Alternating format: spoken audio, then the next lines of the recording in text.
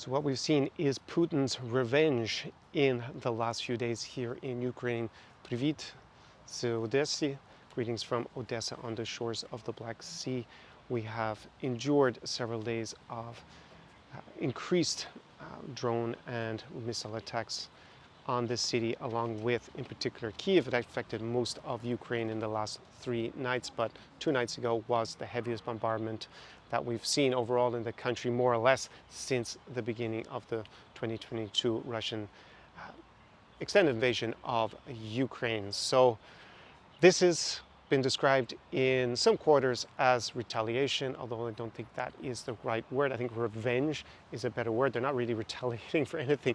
Ukraine took out between 15 and 30% of Russia's strategic bomber fleet, which are obvious military targets. In fact, those bombers would have been used in previous bombing campaigns against Ukraine, and in fact would have been used in this particular revenge attack if they were available. And it took Russia a few more days than expected to respond with such a typical revenge attack, because they presumably had to reallocate their resources in terms of the bombers they were going to use to strike Ukraine. And just here in Odessa 2 nights ago, they struck a maternity hospital, basically completely gutting it here in Odessa, along with many other residential buildings that were struck either by the drones or by these missiles.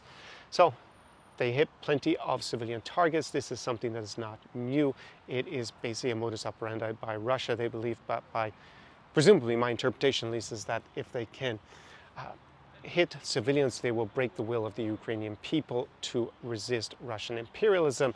That historically has not been a very strong argument for these kind of atrocities, because it rarely works. You could argue it works sometimes to a certain extent, but it's not a very successful strategy overall, because it basically unifies people against the aggressor. You just have to think in World War II, when Nazi Germany struck, say, London or other British cities and a lot of civilian targets, did that weaken the morale of the British people to resist? No, in fact, it had the opposite effect by this rallying around the flag and a sense of unity amongst the people who have this shared common experience. And I think in Ukraine's case, that has helped to solidify national identity in Ukraine. In fact, this entire war from 2014 to today, the Russo-Ukrainian war, has actually forged a stronger Ukrainian identity, and that is something that Vladimir Putin badly miscalculated. So unfortunately, we've seen the US president, and he says a lot of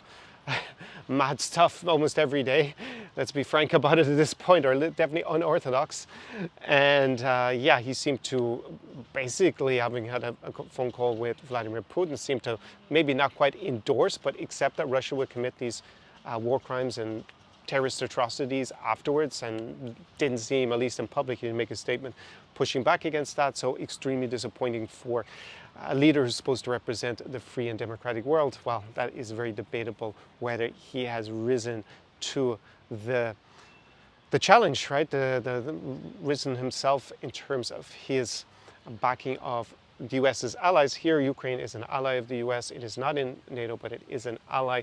And since Donald Trump has come back into office, he has been seen to largely favor Russian positions, constantly trying to bully the Ukrainians into making concessions, all the way up to apparently not understanding why Ukraine has not just agreed to a deal.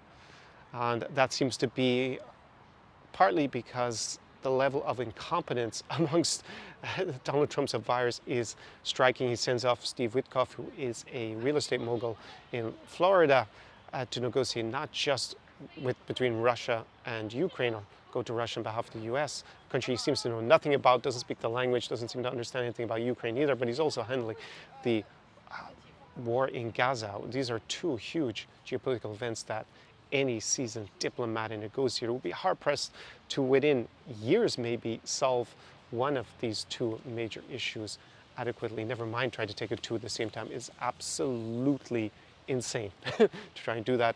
And no doubt the information that even Trump receives is pretty poor. He seems to be under the impression that the Ukrainians don't hold the cards, as he infamously said in that Oval Office spat a few months ago with J.D. Vance and Volodymyr Zelensky. And the reality is that Ukraine holds plenty of cards, and if the US cuts off the support, either the support that was granted under the Biden administration that's still to be delivered, or doesn't supply any new support to Ukraine going forward. The US will actually have very few cards with respect to Ukraine. They signed this rare earth deal. It's really kind of a broad minerals deal for future exploitation. And yeah, it's hard to know right now whether that will end up helping Ukraine have some leverage over the Trump administration, since they can dangle a carrot of some potential resource money in the future. It will obviously not be something immediate, or it will be another way for actually the Trump administration to try and pressure Ukraine into making more concessions for very minimal support. All in all, we can unfortunately expect more Russian atrocities, bombing in revenge. Basically, it's a revenge because Ukraine refuses to capitulate since 2014, since 2022, since today. And in fact, the US administration is rumored to not be sending some significant amount of ammunition that was promised in the Biden administration to Ukraine right now. It's unclear why that is. Apparently they're sent to the Middle East. That will only encourage Russia, if that is true, to step up its bombing campaign, because they know that Ukraine will have finite resources in order to shoot down the kamikaze drones that are now produced en masse. In fact, the Ukrainian head of the intelligence services, Budanov, has said that now they are going to produce, Russia is going to have those produced in North Korea en masse. That complicates the situation, because it would be harder for Ukraine to strike those factories now that they seemingly can basically strike everywhere in Russia after we've seen Operation Spider's Web. But can they also do that in North Korea if the factories are in North Korea? North Korea has already sent soldiers to fight against Ukraine, so it's effectively a party to the war. And if Ukraine doesn't have enough ammunition, it's going to have to make very hard decisions, like it has at other stages of this war, in terms of what it can defend and what it cannot defend. And tragically, many more civilians will be killed, as well as Ukrainian military personnel, simply because they don't have the ammunition to defend the skies. So that is what has been happening. We've seen huge Russian terror strikes, but to put in perspective, they were already doing this on a greater scale anyways, prior to Operation Spider's Web.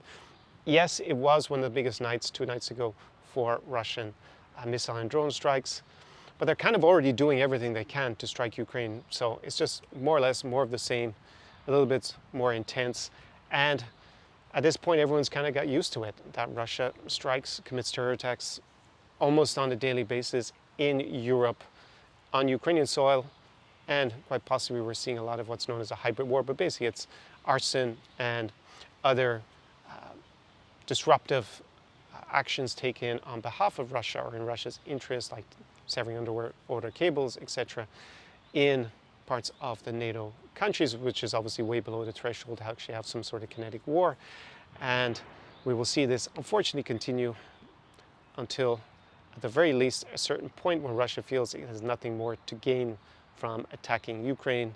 And that may actually usher in a greater war if Russia decides to redeploy its personnel and resources to attack a member of NATO as a provocation to test Article 5 of NATO. I will make a separate video on that for tomorrow. I think we can see with the events over the last few weeks that the chances of Russia extending the war into the Baltics has now risen quite considerably, and actually on quite a short time frame, not this summer, but possibly by the end of next year, early next year, we're going to see some sort of provocation. So I will leave you on that very pessimistic note after horrific attacks here in Odessa Mama and in Kiev and in many Ukrainian cities across the country. And as always, Slava Ukraini, До перемоги.